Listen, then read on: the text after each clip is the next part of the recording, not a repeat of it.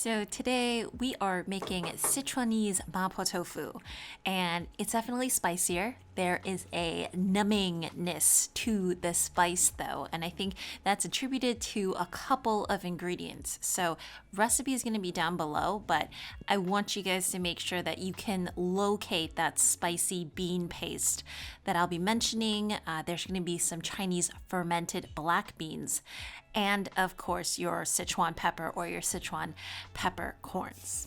Okay, so what I'm going to start off with is just frying up ever so slightly that broad bean paste. It's the pixian doubanjiang. That's what it's called.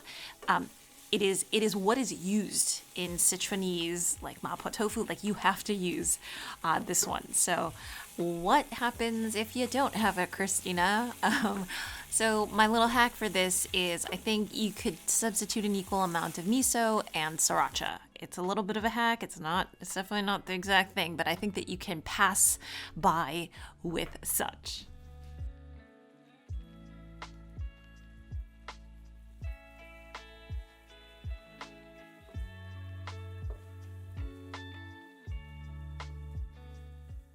What I've just added to the pan was my fermented black beans that I chopped up into small pieces, my chili powder, as well as my garlic. And I'm just gonna let that fry for about a minute and a half, all over like medium high heat. Nothing too strong to burn anything, just to get the flavors out.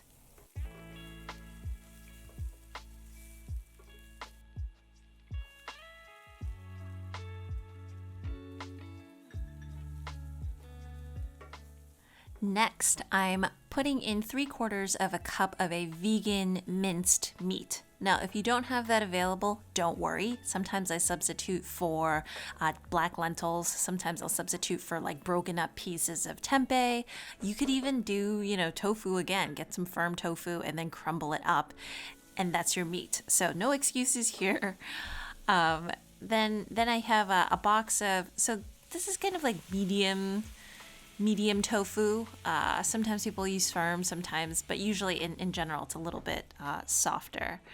And then I'm adding in about 1.5 cups of water. A little bit at a time, but this just kind of gets the sauce going, gets everything to kind of permeate into the tofu.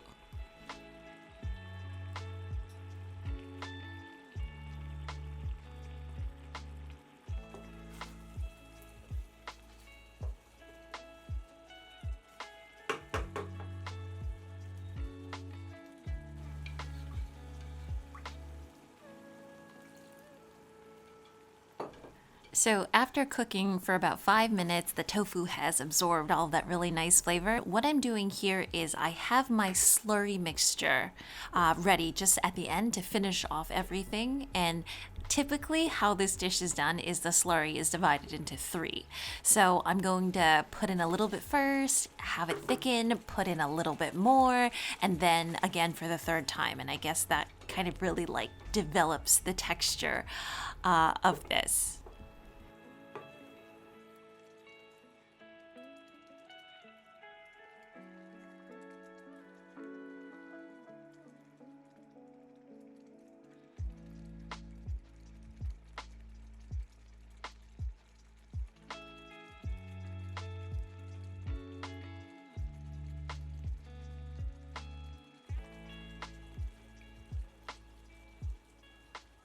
Now at the end, we are going to finish everything with some scallions, my Sichuan peppercorns that are ground up because they're kind of a really delicate flavor and you don't want to put too much heat to it.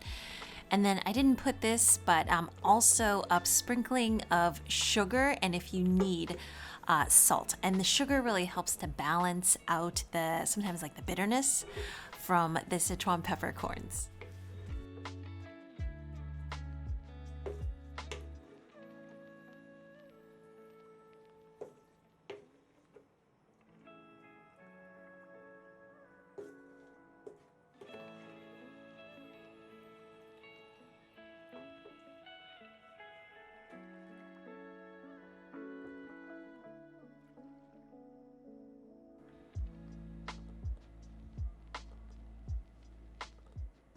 Oh my gosh, that is that looks so good on its own. And then obviously for pictures, I'm just gonna top it off with some scallions. And this dish is perfect with just a bowl of rice.